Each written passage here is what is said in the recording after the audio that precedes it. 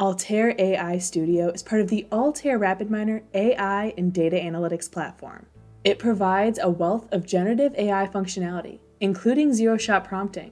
Let's take a look at how to use the zero-shot classification operator utilizing the genAI extension. In zero-shot classification, a trained model will classify data into specified classes. However, these models are capable of doing this without any prior knowledge of the data. Let's take a look at an example use case in healthcare. In this workflow, we have a dataset containing the condition of patients. Let's create a model to classify them as having a life-threatening emergency, needing urgent medical attention, or a non-critical health concern. These classes need to be specified in separate columns in the example set. All class values are separated by the pipe symbol.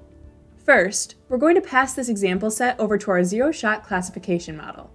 In this example, the operator is running a BART-based model. Now, we have our classification in the Results tab. We can see two new columns, the predicted outcome of the model and the probabilities for condition of patients. These are then converted to prediction. It's really that simple. Contact us to learn more and schedule a demo.